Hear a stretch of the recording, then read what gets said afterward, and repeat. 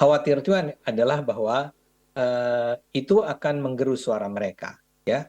Kita sudah melihat bagaimana suara Pak Prabowo itu naik terus, dan itu antara lain terjadi dalam rangkaian waktu yang terkait dengan serangan-serangan, misalnya dalam hal ini adalah serangan dari kubu Ganjar, ya. Kubu Ganjar itu kan kalau kita lihat dari hasil elektabilitas di berbagai lembaga survei terkemuka, itu mengalami penurunan yang sangat tajam, ya. Ada sejumlah penjelasan terhadap penurunan yang tajam itu, tapi saya percaya bahwa itu ada kaitannya dengan sikap kubu PDIP yang sempat saya katakan arogan sekali terhadap mereka yang berseberangan dengan mereka.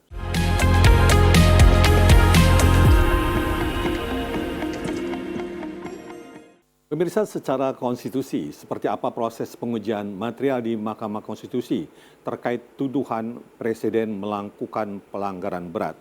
Pak Marwarar, bisa Anda jelaskan Pak, sebetulnya secara prosedurnya seperti apa Pak untuk melakukan pengujian atas tuduhan bahwa Presiden telah melakukan perbuatan tercela, pelanggaran berat, atau tindakan melawan hukum? Silakan Pak Marwarar.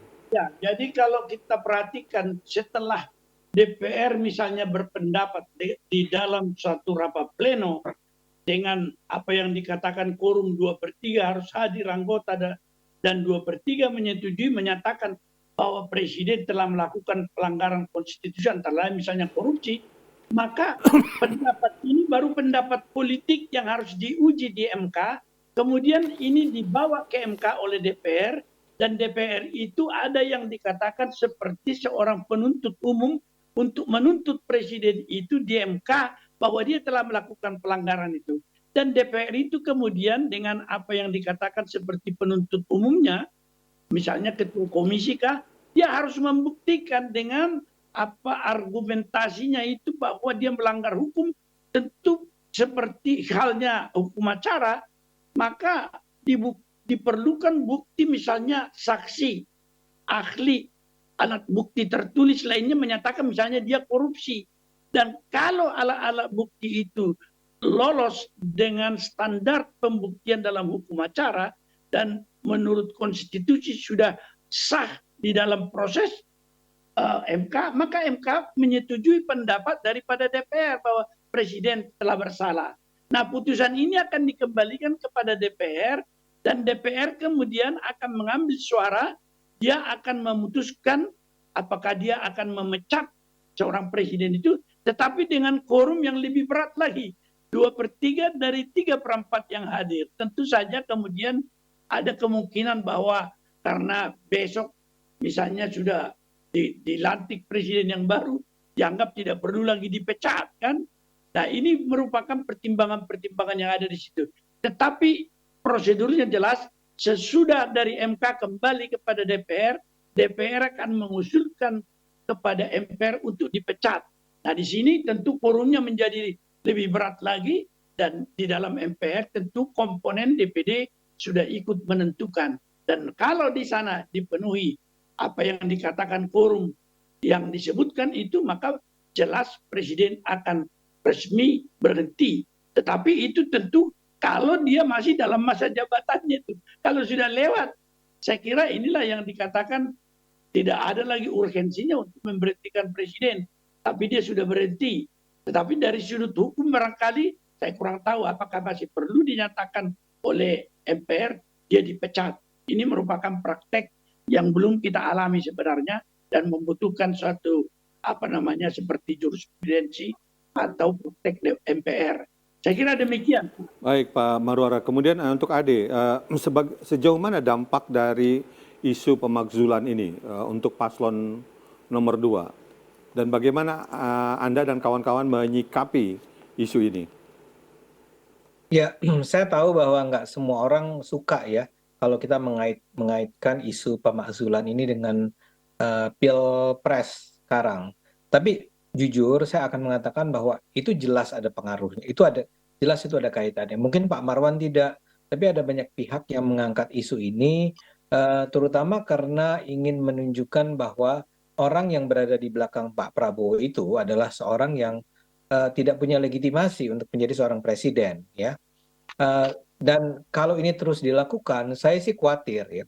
khawatirnya justru terhadap mereka yang terus menyerang Pak Prabowo dan Pak Jokowi dalam kaitan ini. Maksud Kenapa saya khawatir? begini. Nah, iya, khawatir itu adalah bahwa itu akan menggerus suara mereka, ya. Kita sudah melihat bagaimana suara Pak Prabowo itu naik terus, dan itu antara lain terjadi dalam rangkaian waktu yang terkait dengan serangan-serangan, misalnya dalam hal ini adalah serangan dari kubu Ganjar, ya. Kubu Ganjar itu kan kalau kita lihat dari hasil elektabilitas di berbagai lembaga survei terkemuka, itu mengalami penurunan yang sangat tajam, ya.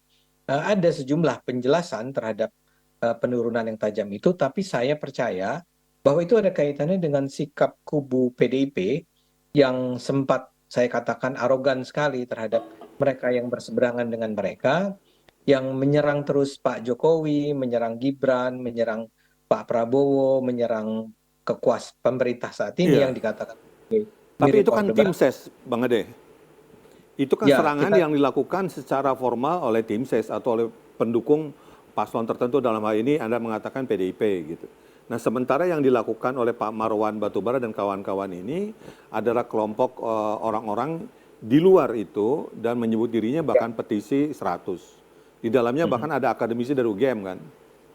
Ya, dari UI juga ada banyak, ya. Ya, ya. Ada beberapa paling tidak. Ya, tapi masyarakat akan menilai, dan saya sendiri termasuk orang yang percaya, bahwa tetap itu ada kaitannya, ya. Jadi bagaimana isu ini terus digulirkan juga, misalnya contohnya adalah yang paling baik yang dilontarkan oleh EF, ya. EF Saifullah, walaupun sekarang barangkali dia tidak pernah dikenal secara resmi, adalah bagian dari tim ses manapun, tapi di sisi lain saya juga mendengar cerita-cerita yang menunjukkan bahwa F. Saifullah ini adalah salah seorang Konsultan yang ya. di-hire, yang dibayar untuk menjadi salah seorang konsultannya atau influencer yang dipakai untuk menghancurkan Pak Prabowo. Dia secara jelas tuh kan mengatakan pemakzulan, walaupun saya Kenapa tahu nggak disebut aja, Mas Ade? Ini kan sesuatu yang udah transparan di media juga. apa Posisi itu Mas yang Ep. tidak disebut. Ya memang barangkali orang atau pernyataan Mas Saeb ternyata tidak dianggap sebagai sesuatu yang terlalu serius, ya. Ya, ya. Sebagaimana juga ya itu kan ada acara di mana hadir di situ sekaligus ada AF-nya, ada Faisal Basri, ada Bu Kony, ada Pak Gatot, ada beberapa orang lain, ya kan. Itu pun sebetulnya tidak terlalu menarik perhatian publik. Atau seperti yang tadi saya katakan, justru ketika itu muncul, orang melihat sebagai sebuah atau bagian dari rangkaian serangan yang sebetulnya ditujukan kepada duetnya Pak Prabowo dan Pak Jokowi, ya. Hmm. Walaupun tadi saya katakan saya minta maaf kepada Pak Marwan, tapi saya menganggap Pak Marwan barangkali atau sangat mungkin tidak terlibat dalam salah satu eh, tim ses manapun, ya. Tapi suara pemakzulan ini dalam konteks saat ini tidak bisa tidak dikait-kaitkan orang dengan apa yang tadi Anda katakan, bahwa itu terkait dengan persoalan pemilu Februari eh, tahun ini, ya. Dan orang mengatakan bahwa ini adalah sebuah bagian dari, atau dibaca orang atau dibaca oleh banyak orang, kalau tidak semua orang, dibaca sebagai bagian dari upaya untuk mendelegitimasi Jokowi yang berada di belakang Pak Prabowo. Nah, cuma saya tidak yakin itu akan berhasil menggerus atau mendelegitimasi Jokowi atau Prabowo. Biar gimana pun kita sadar lah, Pak Jokowi itu suka tidak suka dicintai oleh mayoritas rakyat Indonesia. Anda mengatakan bahwa dia harus dimakzulkan, atau orang mengatakan dia harus dimakzulkan, maka orang yang mengucapkan itu yang justru harus berhadapan dengan mereka yang mencintai Pak Jokowi dan berbalik dan mengatakan bahwa Anda itu adalah orang yang mengkhianati Pak Jokowi, misalnya Baik. begitu. Nah, itu Bung Ade, akan kita terus akan menerus. lanjutkan ya, Bung Ade, di segmen Siap. berikutnya ya. Baik pemirsa, Jakform akan kembali setelah pesan-pesan berikut.